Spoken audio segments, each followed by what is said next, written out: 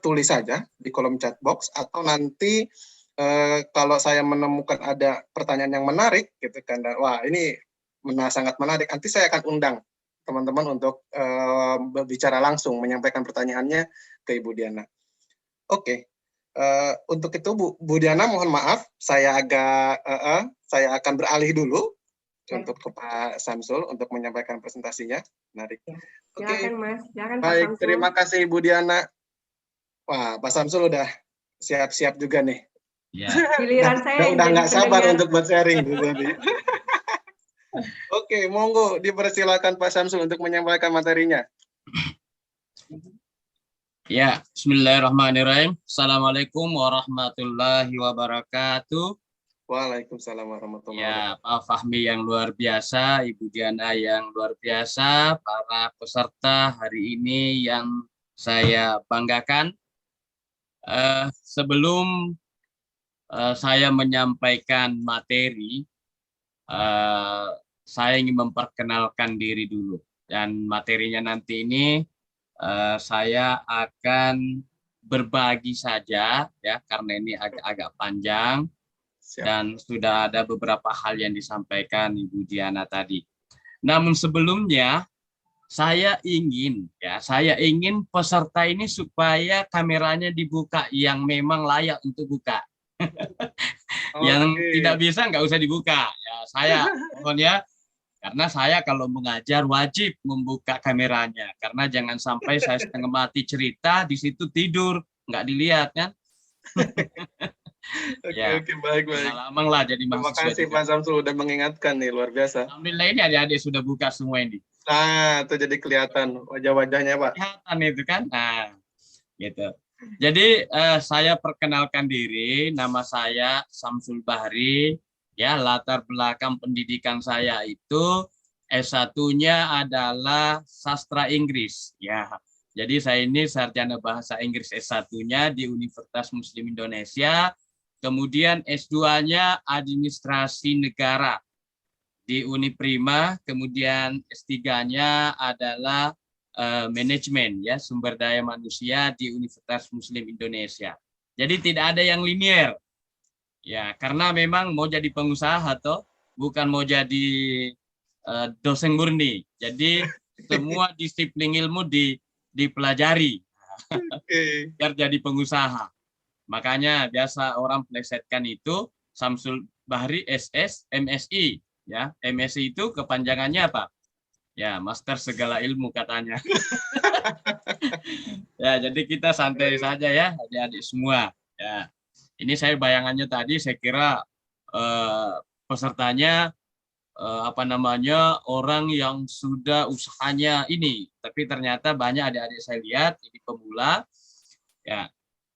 Kemudian saya latar belakang organisasi, saya ini ketua Apindo ya, salah satu kabupaten di Sulawesi Selatan, dan saya juga salah satu direktur BUMD ya yang bergerak di bidang gas di Kabupaten Wajo. Kemudian ya itu tadi pekerjaan, kemudian dosen di Institut Agama Islam As'adiyah ya, dosen bahasa Inggris dan dosen kewirausahaan. Kemudian organisasi. Oh ya, saya tambah lagi sedikit, ada satu bisnis saya ya. Saya terinspirasi dengan siapa ini, toko namanya Warren Buffett itu ya, yang investor besar itu.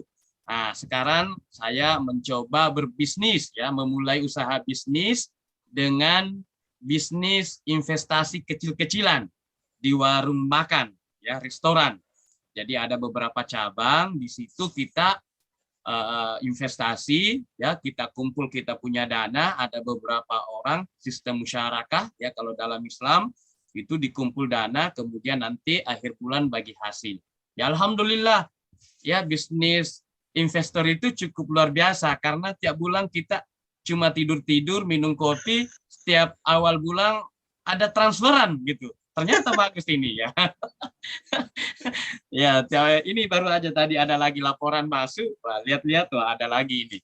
Jadi inilah pengalaman-pengalaman ya adik-adik semua yang saya ingin sampaikan, bahwa berbisnis itu, saya memulai bisnis itu sebenarnya membuka lembaga jasa pelatihan. Itu karena kecelakaan. Nah, ini mungkin adik-adik nanti juga ada yang alami. Saya karena kecelakaan saja memulai bisnis. Nah, kecelakaannya bagaimana? Setelah selesai S1, itu tidak ada pekerjaan. Saya menjadi guru honorer. Ternyata jadi guru honorer itu luar biasa pengabdiannya. Ya, tidak seimbang dengan nama kita sebagai honorer. Karena honorer itu asal katanya kan honor, artinya penghormatan. Ternyata gaji kita tidak seimbang dengan istilah yang diberikan itu. Akhirnya saya anggap, waduh, kalau begini susah ini. Jadi akhirnya, ya, tidak apa-apa saya bercerita ya, sekaligus menjadi motivasi buat kita. Akhirnya saya membuka lembaga kursus. Awalnya itu hanya dari emperan apa namanya, kampus, ya, kumpul, ya, 3 orang, 4 orang, 5 orang, kemudian remaja-remaja masjid, kemudian saya mencoba lebih profesional untuk menyewa gedung. Ternyata gedung kan mahal. Akhirnya saya dapat informasi kita bisa berusaha, ya, menggunakan modal orang. Akhirnya saya pinjam modalnya teman, kemudian modal teman saya pakai untuk sewa ruko, kemudian membuka usaha. Dari situ berkembang, alhamdulillah sekarang lembaga pelatihan dan lembaga kursus saya sudah punya gedung sendiri, ya. Saya membuka beberapa program, ada kursus mengemudi mobil, terus di dalamnya ada komputer, ya. Kemudian ada kursus bahasa Inggris. Nah, kondisi pandemik, ya, ini kondisi pandemik ini menyebabkan komputer berdebu, ya, kurang pesertanya. Ya, tidak ada peserta sama sekali ini adik-adik. Kan ini orang dilarang kuliah saja kan di rumah, ya. Nah, saya mencoba banting setir. Waduh, kalau begini karyawan dirumahkan, ya, gimana cara bayar gajinya ini? 3 bulan itu sangat luar biasa penderitaan. Akhirnya kita mencoba berinovasi, ya. Apa inovasi kita? Jadi apa inovasi kita? Kita mencoba membangun bisnis digital. Nah, itu tadi kalau Ibu Diana sudah jelaskan, ada namanya dropshipper, ada namanya reseller dan seterusnya, itu juga semua bisa didigitalkan, ya. Nah, lembaga pelatihan saya ini yang bergerak di bidang komputer, ya, ada operator, ya, desain grafis dan segala macam itu saya digitalkan. Jadi semua instruktur saya suruh bikin video pelatihan, ya.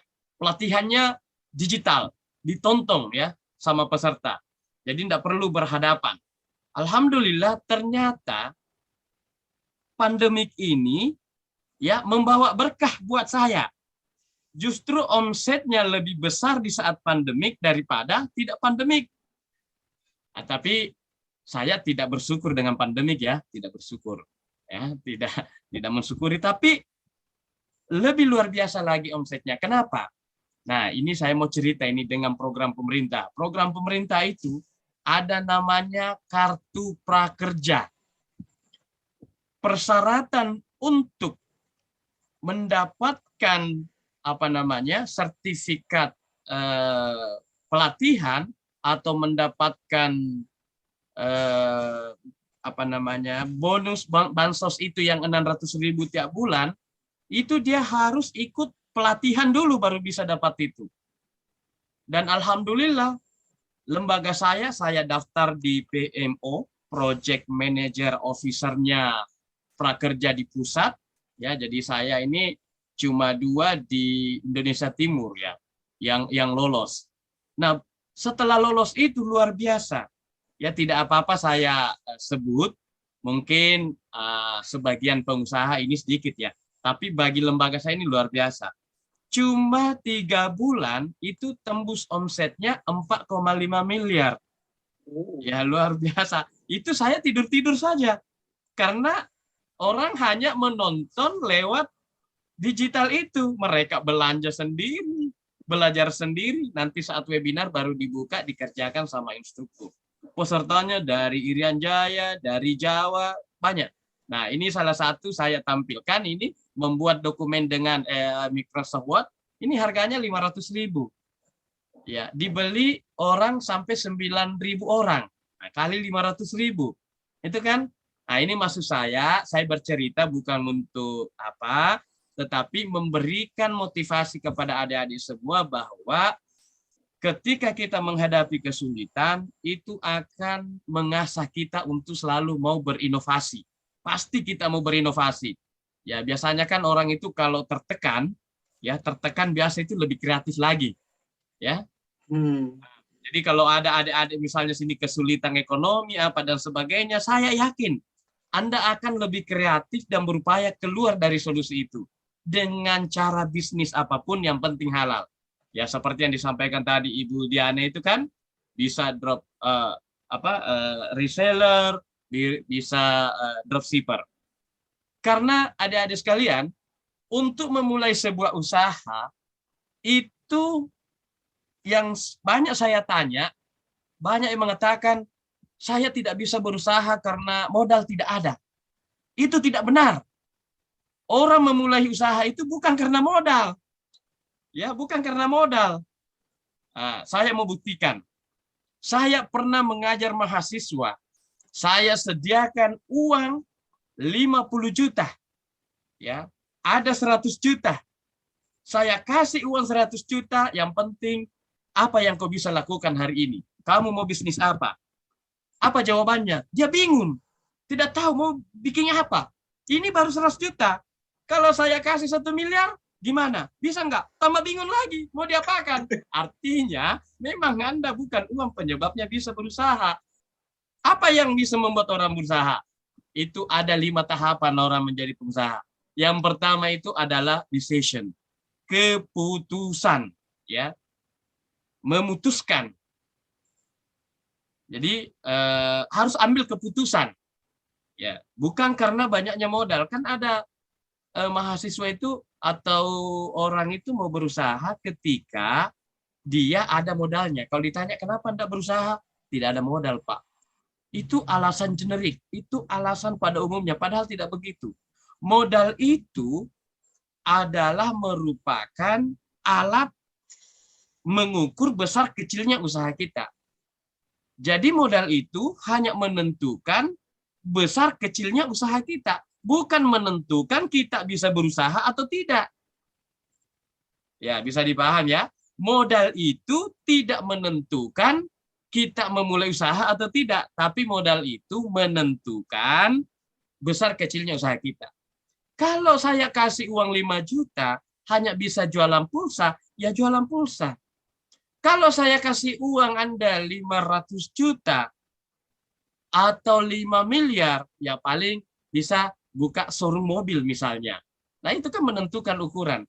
Tapi memulai usaha itu tidak mesti ada modal. Yang pertama adalah keputusan untuk berusaha. Itu.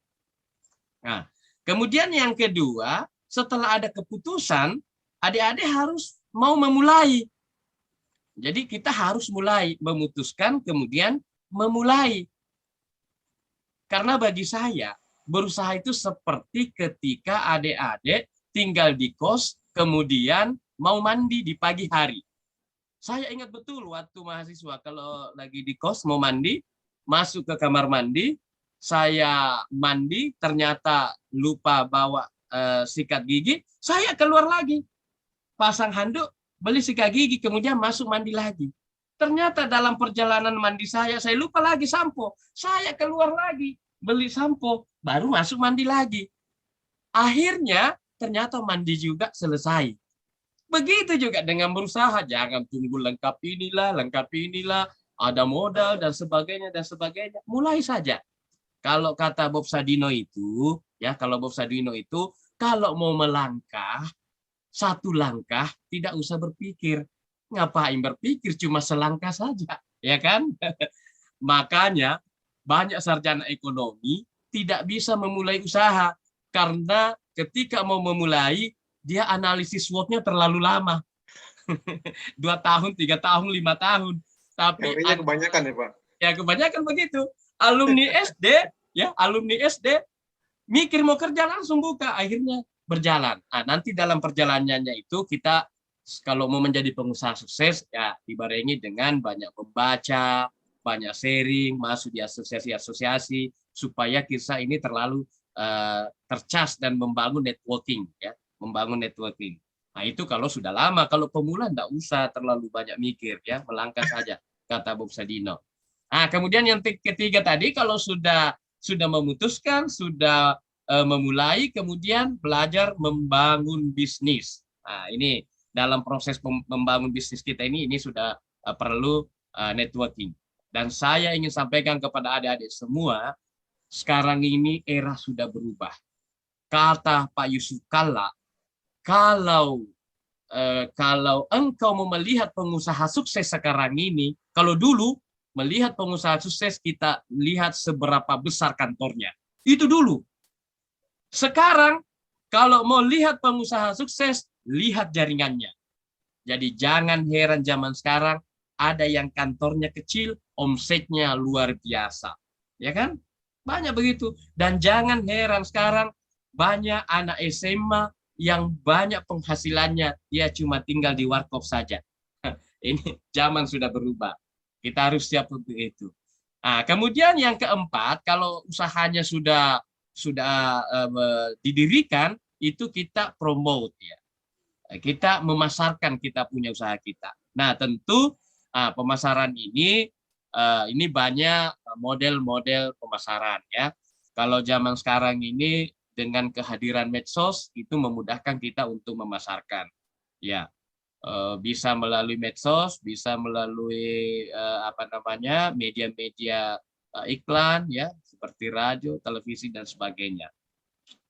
Tetapi ada juga strategi, perlu juga ada strategi ya.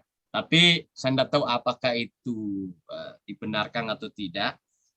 Ini ada mahasiswa saya ini saya dapat. Kalau dia menjual kayak yang disampaikan tadi Ibu Dian itu dia reseller jual jilbab misalnya. Ternyata ketika dia jual jilbab, dia tampilkan di status WA-nya atau di Facebook-nya jilbab bagus, tinggal 1. Padahal masih banyak di belakangnya. Jilbab tinggal 1 atau tinggal 2, ternyata masih banyak jilbabnya. Itu teknik-teknik marketingnya. Saya kira itu nanti bisa dipelajari sendiri ya. Jadi kalau sudah memasarkan ya kita mewujudkan bisnis kita. Nah, jadi adik-adik sekalian, jadi siapa tahu ada yang mau berbisnis berbisnis. Ini sebelum saya masuk ke bisnis jasa, ini saya mau tampilkan bisnis yang akan muncul dan hilang. Nah, di masa mendatang bahkan sudah mulai ini. Ya kita bisa lihat yang warna orange itu adalah pekerjaan yang warna hijau, pekerjaan yang akan tumbuh. Kemudian yang orange itu pekerjaan yang bertahan, merah pekerjaan yang hilang. Jadi hati-hati. Coba lihat sekarang ya. Apa pekerjaan yang akan hilang ya, seperti misalnya supir. Ya, ini makanya kursus mengemudi saya ini terancam ini kalau supir benar-benar ini hilang. Karena kecanggihan teknologi nanti mobil sudah tidak pakai sopir, dia autopilot ya, jalan sendiri gitu. Kemudian ada lagi mekanik, operator mesin, buruh karena semua akan digantikan oleh robot. Ya, ini kita bisa lihat, pantau ya bisnis apa yang akan tumbuh, bisnis apa yang akan bertahan, dan bisnis apa yang akan hilang. Nah, ini adik-adik harus tahu perkembangannya. Ya, karena untuk bekerja sekarang itu ya tidak perlu mesti orang kerja di kantor. Ya. Kalau ada saya pernah dapatkan dia kerja di Kanada tapi dia tidak pernah lihat kantornya. Ya, dia di mana saja bisa mengirim datanya apanya semua. Nah, itulah kondisi sekarang ini. Banyak sekali perubahan-perubahan kita hadapi. Kemudian saya masuk ke bisnis ya LKP ini apa namanya? Bisnis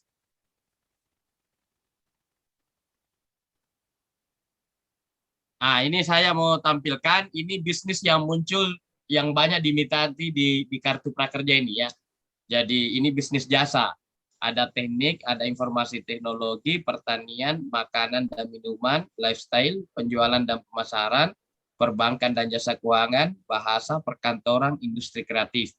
Ini yang banyak dipilih oleh masyarakat untuk mendapatkan pelatihan-pelatihan. Nah, ini yang banyak. Nah, jadi ini sebenarnya pertanian ini bisnis masa depan. Jadi adik-adik, siapa tahu ada keluarganya dari keluarga petani. Saya ini keluarga petani. Ya, saya sekarang mulai merintis membangun kandang ayam close ya, yang besar di kampung kembali untuk berternak. Ternyata ini bisnis masa depan karena sekarang ini orang berlomba-lomba ke digital. Pertanian dilupakan. Padahal 40 tahun mendatang kalau sudah tidak ada petani, Anda mau makan apa? Nanti juga akan beralih pertanian lagi booming. Ini peluang yang tersembunyikan sekarang. Ya, jadi kalau ada yang punya lahan di kampung, ya jangan dijual. Pokoknya siap-siap itu jadikan sebagai lahan entah pertanian apa nantinya. Karena ini akan booming nanti puluhan tahun mendatang. Karena anak muda kita sudah kurang yang mau melirik ini. Padahal ini adalah ketahanan pangan nanti kita. Kalau ini tidak ada, kita susah. Jadi sebagai terakhir ya motivasi bagi adik-adik semua, saya itu kalau mau makan cukup setengah piring itu sudah kenyang, satu piring sudah kenyang. Tapi saya tidak pernah berpikir stop untuk invasi berusaha. Kenapa? Karena saya berpikir berusaha itu bukan untuk memperkaya diri, tapi kita itu berusaha adalah bagaimana membuka lapangan kerja dan bagaimana juga mengkayakan orang lain. Itulah motivasi kita berusaha. Kalau cuma mau kaya sendiri, berapa sih kebutuhan kita? Ya, saya kira demikian Pak apa yang saya sampaikan. Mudah-mudahan bermanfaat. Silakan kita berdiskusi jika ada pertanyaan. Terima kasih. Baik, terima kasih Pak Samsul. Wah ini daging semua ini kita diskusi kita siang ini. Pak Samsul luar biasa, udah sharing pengalamannya yang begitu panjang, yang awalnya memang dari kecelakaan sehingga menjadi bisnis yang sampai hari ini terus masih sangat menjanjikan seperti itu ya Pak ya. Nah, untuk menanggapi tadi Pak presentasi Bapak, tadi kan kalau Bu Diana berbisnis di bidang produk ya, untuk menjual produk. Nah, sementara kalau Pak Samsul Bahri ini di bidang jasa gitu ya. Nah, menurut Bapak gitu, kenapa Bapak mau terjun untuk memilih di bidang jasa dibanding produk? Mungkin bisa menjadi buat teman-teman gambaran bahwa ini loh alasan untuk memulai bisnis di bidang jasa itu gitu. Silakan Pak. Ya, jadi begini, saya ini kan juga memang selalu memberikan motivasi-motivasi. Artinya saya bergerak di bidang SDM ya, sumber daya manusia. Nah, sumber daya manusia itu ada dua. Yang ada beberapa skill yang harus dimiliki. Yang pertama itu manusia itu harus punya yang namanya soft skill. Soft skill itu adalah kepekaan di dalamnya. Di situ sudah masuk emotional quotient-nya. Dia harus punya, dia telaten, dia disiplin, spiritualnya bagus. Itu soft skill-nya. Nah, saya ini tertarik dengan life skill-nya. Life skill itu kecakapan hidup. Kecakapan hidup berarti berurusan dengan jasa, keterampilan. Coba dibayangkan kalau ibu-ibu itu sudah bisa menjahit dengan baik. Minimal itu menopang ekonomi ibu-ibu itu. Tidak perlu lagi jahit baju anak-anaknya, bisa jahit baju suaminya. Bahkan bisa memulai usaha konveksi di rumah sendiri. Karena menurut saya, kalau orang tidak punya life skill itu kesulitan hidupnya. kalau dia punya life skill, punya kecakapan hidup, ya punya keterampilan hidup, dimanapun dibawa dia bisa hidup gitu. Ya coba kalau bisa bahasa Inggris, ya misalnya saya backgroundnya kan bahasa Inggris, saya punya skill mampu berbahasa Inggris, bisa mengajarkan. Nah, dengan latar belakang itu, akhirnya saya membuka kursus keterampilan. Nah, ini juga menjadi pembelajaran bahwa adik-adik dalam memulai bisnis, tanya dulu dirinya, apa hobinya, apa keterampilannya. Kalau keterampilannya hebat di misalnya di bahasa Inggris, ya buka bimbingan bahasa Inggris. Kalau misalnya keterampilannya jago masak, maka buka usaha tata boga.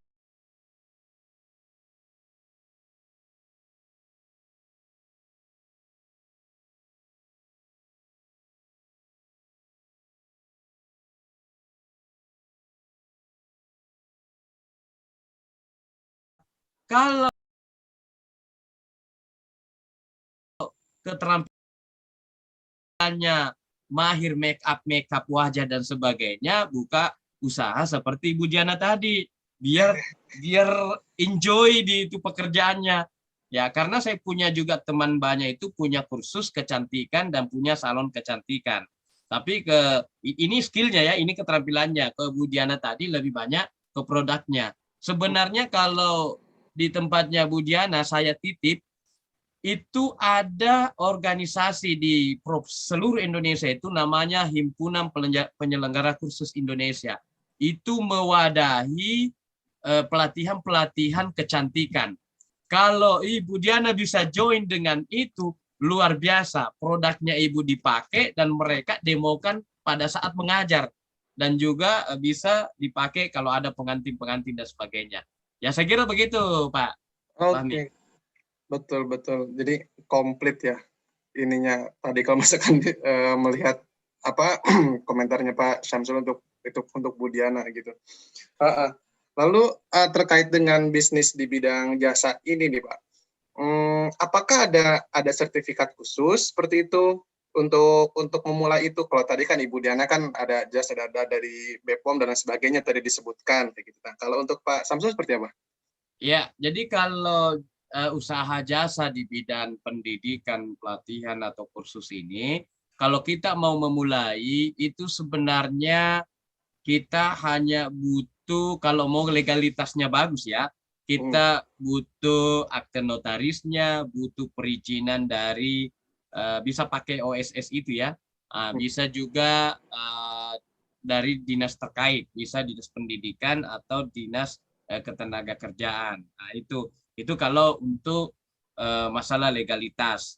Tetapi kalau mau lebih profesional lagi, mau mengakses program-program pemerintah, termasuk kayak saya ini mengakses program pemerintah pelatihan di bidang prakerja ini ya, menyediakan pelatihan, itu persyaratannya banyak. Misalnya instruktur kita itu harus bersertifikat kompetensi yang dikeluarkan oleh BNSP, Badan Nasional Sertifikasi Profesi. Nah, itu kita ada sertifikat instruktur. Nah, misalnya kalau kita kecantikan, ya ada sertifikat kompetensinya bahwa ini benar-benar layak untuk mengajarkan masalah tata kecantikan. Ya, karena jangan sampai nanti salah ajar, nanti efeknya tidak benar buat peserta didik. Nah, jadi itu saja sebenarnya. Kalau sudah lengkap itu ya kita tinggal promosi aja, ya promosi, bikin brosur, bikin mengiklan ya di medsos untuk mendapatkan peserta-peserta reguler, ya peserta umum. Seperti itu. Oke, baik. Saat ini kita akan memasuki sesi tanya jawab. Baik ya, terima kasih banyak Ibu Diana dan Pak Samsul sudah memberikan materinya tadi. Mungkin untuk teman-teman yang mau bertanya, silahkan tulis pertanyaannya di chat box. Oke, sementara di sini udah ada 3 orang yang bertanya, Ibu Diana dan Pak Samsul. Mungkin yang pertama saya undang dulu ya ke Mas Heribertus Rian, kebetulan sudah on cam juga. Monggo dipersilakan untuk bertanya langsung, Mas. Selamat sore, saya Rian dari UIN, lulus dari Pendidikan Khusus Universitas Negeri Jakarta dan memiliki toko bernama Rian Tama Store. Fokus pada jual barang Rian bekas Tama sendiri. Store. Oke. Sendiri. Saya masih jadi wirausaha pemula loh. Ada pepatah daerahnya yaitu ada jutaan ide mati yang tidak tersalurkan. Saya mau tanya soal bagaimana caranya bisa berinovasi dan cara ikut prakerja. Saya berencana membuat usaha seperti kuliner, gaya hidup, aplikasi, properti, dan lain-lain. Saya pengen usahanya itu aja. Dan Oke. saya pengen usahanya yang itu bidang kuliner, bidang farmasi, bidang elektronik, elektronik sederhana. Saya punya rencana seperti itu, tapi mereka belum terwujud. Dan boleh ikut prakerja, dan gimana sih ikut prakerja yang ikut prakerja? Terima kasih. Oke, baik. Iya. Jadi Rian. pertanyaan. Oke, baik. Saya ulangi mungkin pertanyaannya ya.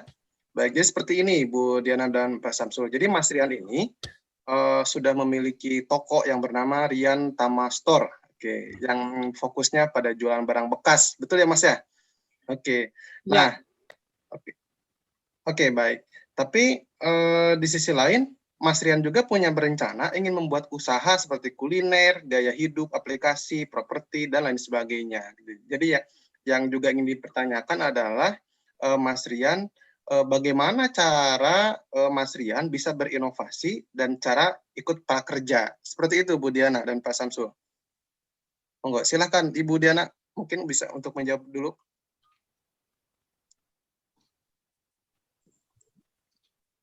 Baik, Mas Fasmi dan Mas Rian. Kalau untuk prakerja, mohon maaf saya nggak begitu menguasai Mas Fahmi. Cuma mungkin saya bisa sharing ide bisnis apa yang bisa Mas Rian kembangkan. Nah, saat ini berbisnis tipenya ada dua. Yang pertama mengikuti trending, yang satu yang sepanjang masa. Kalau tipe bisnis mengikuti trending, itu kita harus hati-hati menentukan titik awal kapan kita harus action untuk memulai. Karena sesuatu yang trending itu punya masanya.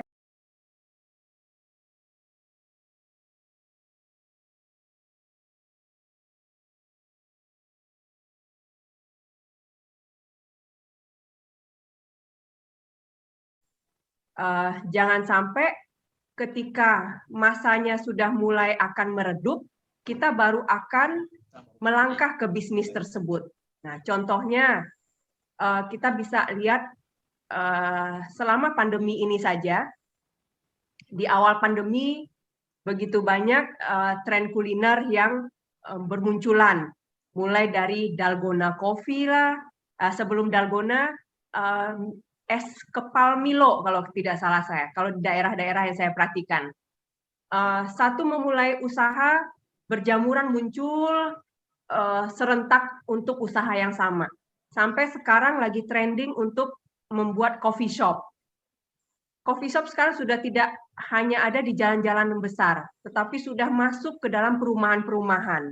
Nah, itu sesuatu yang mengikuti tren, bisnis yang mengikuti tren. Jadi kita harus waspada untuk menentukan kapan titik untuk memulai dan kapan titik untuk tidak mengikuti tren. Nah, begitu juga kalau trennya adalah fashion. Ya. Kalau fashion, model ini walaupun dia circle akan kembali ke model itu lagi, tetapi untuk kembali itu kan butuh proses. Mungkin sudah berganti trennya beberapa kali dulu. Nah, jadi itu kita harus ini terus ya, harus updated terus tentang sesuatu yang sesuai dengan perkembangannya ketika itu. Nah, yang lebih aman adalah memilih bisnis yang berlaku sepanjang masa, tetapi ya sifatnya tidak akan booming banget, tetapi kita berada di posisi yang cukup aman. Jadi tidak akan meraup keuntungan yang terlalu besar karena dia stabil. Nah, tapi kalau yang trending itu kalau kita ikut di awal ketika tren itu muncul, Nah, itu sesuatu yang bagus sekali untuk kita meraup keuntungan di awal. Tetapi kalau kita menjadi munculnya ketika tren itu udah mulai meredup, khawatirnya BEP-nya nggak dapat gitu. Nah, mungkin itu yang bisa saya sampaikan. Bisa mungkin Pak Samsul lebih bisa membantu lagi untuk menjawab lebih sempurna, Mas Fahmi. Siap, baik. Terima kasih Bu Diana. Monggo Pak Samsul, mungkin bisa menambahkan Ibu Diana untuk atau menjawab bagian lainnya yang belum terjawab. Ya, saya kira apa yang disampaikan Bu Diana luar biasa sudah ya. Ya, saya tambahkan saja sedikit ini gini. Penyakit pemula itu berbisnis itu belum sukses satu sudah mau pindah ke yang satu lagi. Ya, tapi itu biasalah. Saya kira itu potensi, tinggal mau di manage aja ya. Yang pertama untuk pencarian ya sukses, Pak. ya, ya karena memang gini, strategi sukses itu kalau saya pernah baca buku itu ada dua memang ya. Yang pertama fokus. Fokus itu kalau ada yang ditekuni, usahakan fokus sampai titik Anda bisa sukses. Ya, sama dengan ketika tetesan air yang bertahun-tahun itu bisa menembus batu, itu karena dia fokusnya begitu. Orang yang berusaha, yang menekuni usahanya sejak kecil sampai dia besar, sampai dia orang tua itu biasa sukses. Kita biasa dengar, wah ini saya sejak anak muda saya lakukan pekerjaan ini Pak, bisnis ini. Nah, itu kan dia fokus ya. Kemudian yang kedua, ada strategi namanya spider web. Strategi jaringan laba-laba. Nah, ini strategi jaringan laba-laba ini Anda berusaha lakukan aja semua dulu. Ya namanya jaringan laba-laba, apa saja yang lewat, mau kecil yang besar bisa ditangkap. Yang mana nanti di situ fokusnya ya itu diambil. Jadi bisa dilakukan semua ya. Tetapi saya ingatkan bahwa ketika kita sudah mau merambah ke bisnis-bisnis yang beberapa ini, karena saya ini sudah mulai juga berpikir begitu dan sudah ada beberapa saya lakukan. Ya, saya mengelola jasa pelatihan, kemudian bisnis kuliner, kemudian ini persiapan bangun tempat untuk sewa menyewa kendaraan. Ya, khusus untuk berbisnis itu ya saya sampaikan sama adik-adik. Kalau bisnis kita itu cepat tumbuh, ya cepat tumbuh, jangan seperti ayam potong ya. Ayam potong itu cepat besar. Ya kan ada orang berusaha begitu, ambil kredit banyak besar, cepat besar. Tapi kalau kena sedikit masalah, cepat punah juga. Sama dengan ayam potong itu. Ya, kalau dapat masalah langsung mati. Kalau bisa seperti ayam kampung, ya pertumbuhannya lambat tapi daya tahannya kuat. Nah, jadi sekarang apalagi di era pandemi ini kita butuhkan bisnis yang daya tahannya kuat. Nah, begitu. Nah, terkait tadi bisnis kuliner saya mau bercerita sedikit ini pengalaman di kuliner.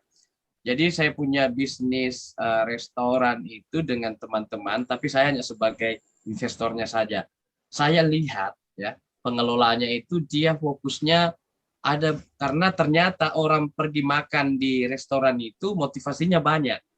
Aja motivasinya mau foto-foto saja, sehingga restoran itu dikemas dengan berbagai view yang cantik. Ya, di bawahnya ada kolam-kolam ikan, kemudian ada gazebo-gazebo, ada pemandangan. Nah, ternyata mereka hanya ingin foto-foto sambil makan. Ada juga yang memang cari makan yang enak. Nah, itu artinya menunya harus diperhatikan mulai dari higienisnya sampai ke rasanya seperti apa, harga yang terjangkau. Jadi itu kalau kuliner ya. Kalau bisnis-bisnis yang lain ya saya kira saya tidak bisa karena yang saya belum lakukan itu saya tidak bisa jawab ya. Ya pada intinya tidak apa-apa kita mencoba. Insya Allah dari situ pasti akan kita temukan sendiri. Saya kira demikian, Mas Fahmi. Oke, baik Pak Samsul. Semoga terjawab ya, Mas Robertus. Ya, pada intinya meskipun oke. Ya, pada intinya meskipun memang banyak, mungkin hari ini Mas Robertus belum dapat nih klik usahanya di mana gitu kan. Tapi tetap coba perkokoh dulu pondasinya seperti yang tadi Pak Samsul sampaikan. Fokus pada satu bidang, ya coba untuk itu terus dikembangkan gitu kan. Lalu saya ingin mengundang kepada penanya selanjutnya. Oh ya, maaf. Terima kasih banyak Mas Robertus sebelumnya. Oke, untuk yang pertanyaan kedua, saya ingin undang siapa ini ya? Muhammad. Sebentar. Yang pertanyaan kedua, mungkin saya bacakan aja kali ya di chat box-nya. Jadi izin bertanya Ibu Diana dan Pak Samsul, langkah awal apa yang harus dilakukan oleh seorang yang ingin mempunyai usaha atau bisnis? Kemudian, ide bisnis apa yang cocok untuk mahasiswa seperti saya? Katanya. Nah, profesinya mahasiswa, berarti Bu Diana dan Pak Samsul. Monggo, silakan. Bu Diana. Kalau untuk seorang mahasiswa yang ingin mempunyai suatu bisnis atau usaha, yang pertama adalah kenali jiwa kita itu di mana yang cocok untuk suatu bisnis. Karena bisnis yang bermula dari sebuah hobi atau bakat itu akan lebih langgeng dibandingkan bisnis yang sebenarnya kita nggak punya soul untuk menjalankan itu. Nah, jadi kalaupun pada suatu saat bisnis itu redup, tetapi di situ jiwa kita akan mencoba untuk mempertahankannya terus, dan insya Allah bisa bangkit kembali. Karena pasti kita punya solusi untuk sesuatu yang memang itu jiwa kita gitu. Jadi ide kreativitasnya pasti akan muncul. Lalu bagi seorang mahasiswa bisnisnya seperti apa ya untuk bisa dimulai, karena mahasiswa otomatis belum punya modal yang cukup besar. Bisa dimulai dari keterampilan yang dimiliki. Kalau dulu di zaman saya menjadi mahasiswa, banyak teman-teman yang menjadi guru bimbel. Jadi side job-nya adalah karena basicnya kami di MIPA, jadi science. Jadi rata-rata kami itu mengajarkan matematika, kemudian fisika, kimia, biologi untuk murid-murid SD, SMP, dan SMA. Nah, pulang kuliah atau pulang praktikum, ngejar satu kali pertemuan aja punya murid gitu. Kemudian ide lainnya bagi seorang mahasiswa apa ya? Banyak juga saat ini saya perhatikan mahasiswa-mahasiswa saya sendiri yang punya kemampuan untuk memasak, ya, punya memang punya keahlian untuk membuat suatu makanan, bahkan menawarkan ke dosen paket ayam geprek apa gitu. Saya nggak ngerti juga bagaimana mereka memanage waktu, tetapi pada saat jam makan siang itu sudah tersedia aja sesuai dengan orderan kita. Nah, jadi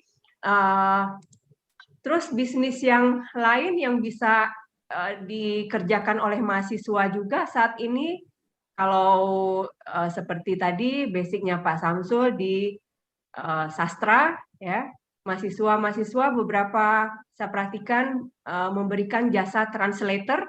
Begitu juga saya punya adik yang kuliah di sastra, dia menerima translator, bahkan sampai untuk dubbing, pengisi suara di TV, karena spesifiknya dia punya keahlian sastra Rusia. Nah, terus juga yang bisa dijadikan bisnis oleh mahasiswa adalah walaupun sebenarnya ini cheating ya, tetapi ada beberapa, tapi kejadian ketika saya menyelesaikan S2 di Magister Manajemen, ya tetap aja ada yang sedikit nakal, ya. namanya kita orang bekerja tidak punya waktu untuk menyelesaikan tesis, tetapi ada bantuan dari mahasiswa-mahasiswa S1 untuk menuangkan hasil diskusi yang mahasiswa S2 tadi ke dalam suatu bentuk tulisan, walaupun pengerjaan akhirnya tetap dikerjakan oleh teman saya, tetapi konsultasi ya, seperti juga analisis statistik. Nah, itu kan kalau kita sudah orang-orang S2 yang bekerja kan nggak akan mampu untuk mempelajari lagi ANOVA apalah, inilah segala macam gitu kan. Nah, itu mahasiswa S1 itu sangat expert dalam hal seperti itu. Apalagi kalau berhadapan dengan mahasiswa-mahasiswa yang usianya udah 40 tahunan gitu ya, yang agak gaptek dengan aplikasi-aplikasi. Nah, itu bisa menjadi jasa yang bisa ditawarkan oleh adik-adik mahasiswa. Intinya tetap adalah memiliki skill, memiliki keterampilan. Karena dari keterampilan itu ditambah dengan punya soul di sana, nah ide bisnis itu pasti akan muncul. Mungkin itu saja kalau yang bisa saya sharing, Mas Fahmi. Oke, baik. Terima kasih Bu Diana. Mungkin dari Pak Samsul? Ya, saya kira kalau mahasiswa ya, yang pertama itu memang pertanyaan pertama itu saya bisa apa ya. Jadi, kalau sudah mampu menjawab atau skill saya apa. Kalau sudah mampu menjawab itu, saya kira bisa memulai dengan skillnya itu. Seperti tadi yang disampaikan Bu Dian itu, kalau misalnya dia bisa di bahasa Inggris, ya bisa buka jasa translator ya. Kemudian bisa juga membuka bimbingan-bimbingan, itu yang kecil-kecil ya. Kemudian harus juga mampu menjawab jiwa saya di mana. Nah, karena kalau sesuai dengan jiwanya itu akan dikerjakan dengan enjoy, ya tidak ada rasa bosan. Kalau misalnya punya jiwa suka masak-masak, ya seperti tadi itu, ya bisa membuat produk, ya bisa membuat produk yang bisa ditawarkan ke orang lain. Nah itu. Kalau mau lagi yang lebih gampang untuk mahasiswa, itu tadi salah satu sistem bisnis yang disampaikan Bu Diana itu ada dropshipper dengan reseller. Ya ini sebenarnya ada mahasiswa, karena kemarin ada mahasiswa saya itu mengangkat skripsinya itu masalah dropshipper. Ya, jadi saya lihat modalnya tidak ada, karena dia hanya modal handphone saja, pergi saja foto produknya orang di toko, trak, disampaikan bahwa saya mau jual, harganya berapa, baru dia pasarkan lewat HP-nya, lewat online, kemudian ada orang pesan, baru dia pergi beli. Itu kan tidak modalnya itu. Itu kalau memang kita mau benar-benar berusaha memulai sebuah usaha. Nah, jadi kalau saya, kalau mahasiswa memang mau berusaha, apa yang diminati, apa keterampilannya, enggak usah banyak mikir, ya, nggak usah dulu apa bisa terjual atau langsung lakukan saja. Nah, insya Allah pasti sukses itu, ya. Pokoknya lakukan saja, pasti sukses. Nah, carilah sesuai apa yang keterampilan kita dan apa minat kita. Saya kira seperti itu, Pak Fahmi. Wah, oke, baik, Pak Samsul. Mudah-mudahan terjawab ya pertanyaan tadi dari teman-teman. Siapa? Muhammad siapa ini? Namanya Pak Muhammad gitu, Mas Muhammad. Jadi ada lagi yang bertanya nih, Bu Diana dan Pak Samsul, yang bersangkutan lagi ada kegiatan lain katanya, tapi nggak bisa open mic katanya. Izin bertanya dari Mbak Rika Apriliana, lebih baik memulai usaha sendiri atau sudah punya tim? Jika ada tim, bagaimana cara membagi labanya? Terima kasih banyak sebelumnya. Itu. Nah, mungkin tipsnya dari Bu Diana. Ya. Tim nih, Bu Diana, timnya besar pasti. Kalau kita berbisnis dengan berpartner, terutama yang penting sekali adalah sistemnya harus kuat, termasuk dalam hal investasi masing-masingnya harus jelas, kemudian pembagian masing-masingnya juga harus jelas. Karena tidak sangat sering terjadi bisnis yang berdiri karena partner ini akhirnya rusak. Rusaknya tidak bisnisnya saja, tetapi hubungan pertemanan pun rusak. Bahkan bukan teman saja, keluarga pun bisa bercerai-berai karena bisnis. Ya. Saya mungkin bisa sharing tentang customer saya. Jadi berbisnis mereka antara ipar-iparan. Jadi yang satu sama-sama perempuan. Jadi yang perempuan ini adalah adik ipar dari yang satunya lagi. Belum memulai bisnis, baru bisa dikatakan baru melangkah di awal saja. Langsung muncul ketidakcocokan. Karena yang satu merasa kontribusinya sangat besar untuk menjalankan. Sedangkan yang satu lagi dianggap terlalu nyantai, santai-santai. Tapi pembagiannya nanti harus sama besar gitu kan, sehingga akhirnya pecahnya itu yang satu melepaskan, jadi seperti dibuang. Nah, itu kejadian mereka bersaudara, apalagi berteman, ya. Jadi kalau mau berbisnis berpartner, bangun dulu sistemnya harus kuat dulu. Berapa investasi yang harus disetor oleh masing-masing bagian harus jelas. Kalau yang satu sebagai penyetor modal, yang satunya sebagai pemberi jasanya, nah itu juga harus jelas. Kadang juga di akhir sering seperti ini. Yang menjalankan bisnis itu memberikan jasa, artinya tapi tidak pernah menyetorkan modal uang, merasa kontribusinya sangat besar untuk membesarkan usaha. Ketika usaha sudah besar, dianggap yang tadinya hanya menyetorkan uang, tidak ada effort sama sekali untuk menjalankan bisnis. Sehingga di ujung minta pembagiannya keluar dari sistem yang sudah dibentuk di awal. Nah, kalau mau ada hitam di atas putih, itu lebih baik lagi, karena ada kekuatan hukumnya. Nah, kalau bisnisnya sudah mulai membesar, sudah tidak bisa lagi hanya perjanjian lisan atau perjanjian tulisan yang diketahui oleh kedua belah pihak saja. Tetapi sebaiknya juga harus ada pihak ketiga. Kalau di Indonesia kan dilegalisasi oleh notaris ya, tentang perjanjian tersebut. Tapi bagi pemula tentu nggak mungkin juga dibawa ke notaris kalau mungkin hanya usahanya masih usaha perorangan jenisnya. Cuma pesan dari saya harus jelas di awal kontribusi masing-masing pihak untuk menentukan besarnya pembagian keuntungan dan penanggungan kerugian kalau seandainya terjadi di kemudian hari. Mungkin itu saja Mas Fahmi. Oke, baik-baik Bu. Alih-alih mencari kejelasan ya Bu ya, kalau ternyata tidak jelas itu jadi biang pertengkaran juga ya Bu ya. Dan usaha kita tidak akan berkembang.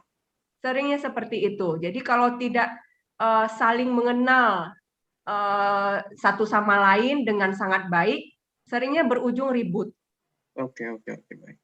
Siap. Mungkin ada jawaban lain dari Pak Samsul? Tapi kalau sistemnya sudah baik, seperti bisnis yang dijalankan Pak Samsul, dia sebagai investor terus menerima income pasif ya Pak dari usaha kulinernya, nah itu baik sekali karena sistemnya sudah kuat di awal. Jalan. Betul. Silakan, mau nggak Pak Samsul? Ya, jadi begini, ini saya pernah apa yang pertanyaan adik-adik ini yang tanyakan, saya pernah rasakan. Ya. Jadi yang mana baik kita memulai bisnis dengan bisnis sendiri atau kita pakai tim. Sebenarnya dua-duanya baik, tapi tergantung momentumnya bagaimana. Ya.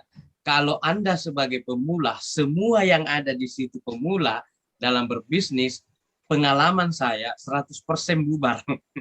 Itu pengalaman saya ya.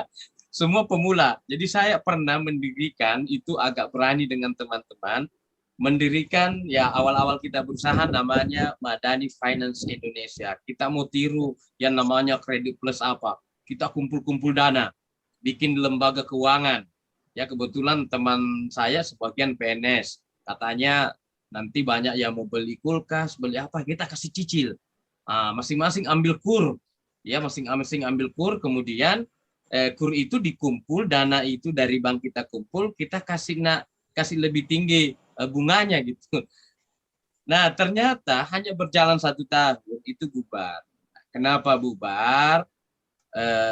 Karena kita ini semua tidak berpengalaman untuk berbisnis. Kalau kita mau berbisnis tim, itu harus punya aturan yang benar-benar mengikat dan kita disiplin untuk melakukan aturan itu. Ya, kalau pengalaman saya kemarin bubar sudah berjalan, itu pengalamannya karena teman-teman yang punya dana, punya investasi juga di usaha itu kita angkat sebagai direktur. Nah, ketika dia jadi direktur, dia punya kewajiban untuk memberikan laporan tiap bulan ke teman-teman investor, ya, teman-teman yang bergabung di usaha itu. Nah, suatu ketika itu laporannya sudah mulai lambat-lambat. Akhirnya kita lakukan pertemuan rapat, ya ini secara teknis langsung saya cerita ya. Ternyata sangat sulit ya menegur teman yang diangkat jadi direktur dan sangat sulit untuk memarahi mereka yang semestinya kita harus sudah marah. Karena dana itu disalahgunakan, diberikan kepada kontraktor lain karena dia pikirnya cepat kembali. Ternyata juga bermasalah di sebelah. Akhirnya direkturnya melarikan diri. Ya bubarlah perusahaan itu. Ditinggalkanlah kita utang-utang ini, teman-teman yang di belakang.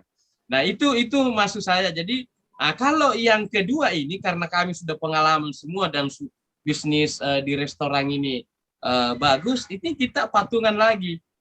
Dan diikat oleh diikat oleh kontrak kerjasama. Ya, misalnya di dalam kontrak itu investor tidak boleh melakukan tindakan teknis di restoran tanpa sepengetahuan pengelola. Jadi saya kalau makan di restoran itu, meskipun saya investor, saya tetap bayar. Biar sendiri ya, tetap bayar. Nggak ada. Pokoknya disiplin gitu. Ya, nggak gratis. Ada tamu saya bawa, nggak boleh. Pokoknya bayar. Dalam perjanjian-perjanjian itu sudah banyak item-itemnya dan kita konsekuen dengan aturan itu. Nah, ketika kita konsekuen dengan aturan itu berjalan normal. Nah, itu kalau kita berbisnis partner, berbisnis tim. Jadi saran saya buat adik-adik ya, kalau mau berbisnis kan tujuannya kalau kita tim itu biasanya karena kita kekurangan modal nih. Ayo kita gabung 3 orang, 5 orang ya. Kalau pemula itu biasa bermasalah di akhir. Kalau saya pinjam aja uangnya temannya untuk memulai bisnis itu. Nanti kalau sudah pengalaman, silakan berpartner cari bisnis untuk yang lebih besar lagi. Nah, seperti itu. Itu kalau pengalaman saya ya, karena pengalaman orang beda-beda. Saya kira demikian, Pak Fal. Jadi kalau demikian sebagai pengusaha yang pemula gitu ya, lebih baik jalan aja dulu sendiri gitu ya, Pak ya. Mulai aja dulu biar belajar kan. Biar belajar. Nanti kalau udah ketemu tim yang solid, terus mau juga diarahkan ke hal yang formal dan legal, baru tuh ada timnya. Betul. Jalan. Wah, mantap, luar biasa. Ini berhubung waktu sudah menunjukkan pukul 3:30, nah, jadi mohon maaf sekali nih, perbincangan kita harus diakhiri, sesi diskusi kita harus diakhiri. Semoga apa yang kita obrolkan hari ini, kita bahas hari ini menjadi manfaat dan jadi terutama buat teman-teman peserta pelatihan ini mau melangkah ke hal yang konkret. Artinya dia mau memulai usahanya seperti itu. Ada beberapa hal yang saya catat dari yang bagi saya ini menarik dan itu saya dapat dari hari ini. Mungkin teman-teman yang lain peserta pasti berbeda dengan saya gitu kan, ada hal-hal yang menarik lainnya. Kalau boleh saya sebutkan seperti ini. Jadi kalau saya mendapatkan ilmu siang ini adalah hilangkan keraguan untuk menjadi pengusaha. Nah, itu yang disampaikan oleh Bu Diana tadi. Caranya melalui gabung dengan komunitas bisnis, pegiat UKM, dan lain sebagainya. Itu untuk apa? Untuk kita menjaga aura positif, kalau tadi disebut Bu Diana. Jadi kalau kita gabung dengan teman-teman yang satu visi atau satu pemikiran, nah itu akan terjaga tuh semangatnya. Nah, lalu putuskan langkah untuk memulai usaha seperti itu. Setelah kita ada punya konsep, baru langsung putuskan. Nah, lalu dalam kondisi situasi digital hari ini, maka penting untuk kita berinovasi dan masuk ke ranah digital juga. Ini hal yang disampaikan oleh Bu Diana dan juga Pak Samsul. Dan Pak Samsul tadi mengingatkan kita ada 5 hal penting untuk memulai usaha. Satu adalah keputusan, yang keduanya memulai usaha, yang ketiganya belajar membangun bisnis, yang keempatnya promosi, dan yang kelima mewujudkan bisnis.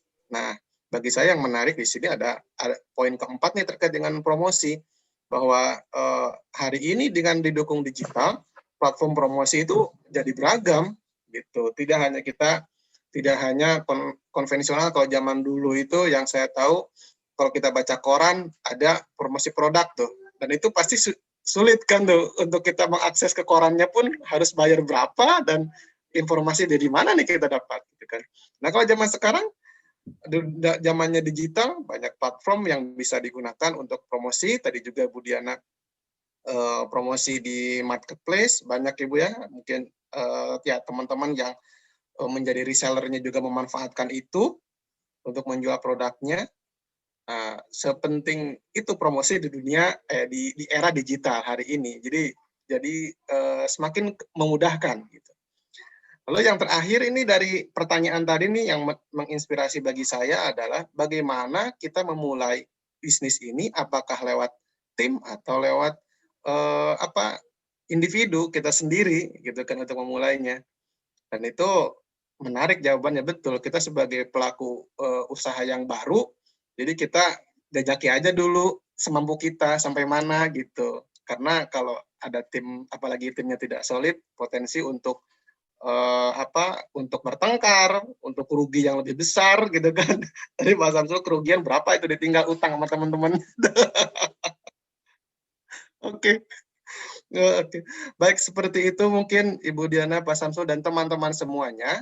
Karena berhubung dengan waktu, kita harus akhiri sesi diskusi kita. Tapi sebelum kita mengakhiri Zoom meeting ini, saya ingin berfoto dulu. Mungkin teman-teman semuanya bisa memunculkan kameranya ya, on cam. Sebentar, untuk kita berfoto. Apakah ada ya? Oke. Silakan.